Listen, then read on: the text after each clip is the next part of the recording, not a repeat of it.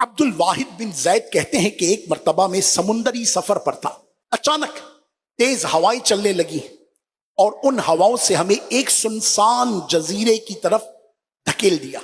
جب ہم اس آئلینڈ پر اترے تو دیکھا کہ وہاں ایک شخص ہے جو غیر اللہ کی عبادت میں مصروف ہے۔ اس نے کہا کہ میری مدد ہو گئی جو تم آ گئے، مجھے اپنے ساتھ سوار کر لو۔ ہم نے کہا ہم تو ایسے مشرک کو اپنے ساتھ سوار نہیں کریں گے۔ وہ بولا اچھا میں مشرک ہوں تو تم کون ہو؟ تم کون سے مذہب کے ہو، کون سے دین کے ہو، کس کے ماننے والے ہو؟ تو ہم نے کہا ہم اللہ پاک کی عبادت کرنے والے۔ بولا وہ کون ہے؟ ہم نے کہا وہی جس کا عرش اور فرش دونوں پر حکومت ہے، مشرق اور مغرب دونوں پر حکومت ہے۔ اس نے کہا تمہیں اس کا علم کیسے ہوا؟ ہم نے کہا اللہ پاک نے اپنے ایک رسول بھیجے، انہوں نے معجزات دکھائے۔ وہ بولا پھر تمہارے ان رسول کا کیا ہوا؟ ہم نے کہا جب انہوں نے اللہ پاک کا پیغام ہمیں مکمل، کامل، اکمل، پورا پہنچا دیا تو رب تبارک و تعالی نے انہیں اپنے پاس بلا لیا، وہ دنیا سے پردہ کر گئے۔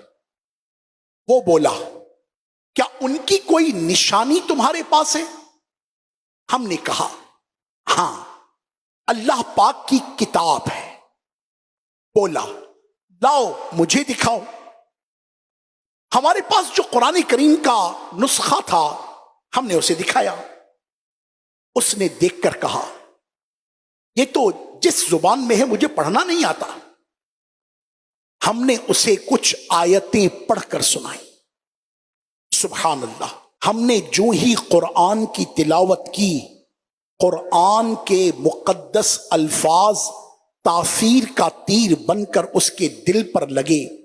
اب وہ تلاوت سنتا جا رہا تھا، روتا جا رہا تھا اور بالآخر کہہ اٹھا کہ یہ جس ہستی کا کلام ہے حق بنتا ہے کہ اس کی نافرمانی نہ کی جائے۔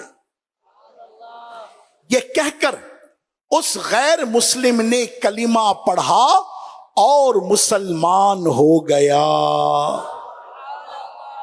طوفان تھم چکا تھا، ہمارا سفر شروع ہوا۔ ہم نے اسے بحری جہاز میں سوار کر لی۔ راستے میں ہم نے اسے قرآن کریم کی ایک سورت بھی سکھا دی۔ جب رات ہوئی تو ہم سب اپنے بستروں کی طرف بڑھ گئے اور وہ نو مسلم بولا اے قوم، وہ خدا جس کی پہچان تم نے مجھے کروائی کیا وہ سوتا بھی ہے؟ ہم نے کہا نہیں، وہ حی و قیوم ہے، اسے نہ نیند آتی ہے نہ اونگ آتی ہے۔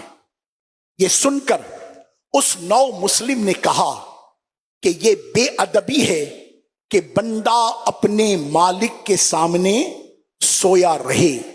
یہ کہہ کر وہ کھڑا ہو گیا اور ساری رات کھڑا اللہ کے حضور روتا رہا، توبہ کرتا رہا، عبادت میں رہا، ذکر میں رہا، یہاں تک کہ صبح ہو گئی۔ عبد الواحد بن زید فرماتے ہیں کہ جب ہم عبادان یعنی ایک شہر میں پہنچے تو ہم دوستوں نے مل کر کچھ رقم جمع کی اور اس نو مسلم کو دی۔ رقم دیکھ کر وہ بولا کہ یہ کیا ہے؟ ہم نے کہا ہم تمہاری خیر خواہی کر رہے ہیں، مدد کر رہے ہیں تاکہ تمہیں اپنے معاملات میں آسانی رہے۔ وہ بے نیازی سے بولا تم نے مجھے وہ راستہ دکھایا جو تم خود بھی نہیں جانتے۔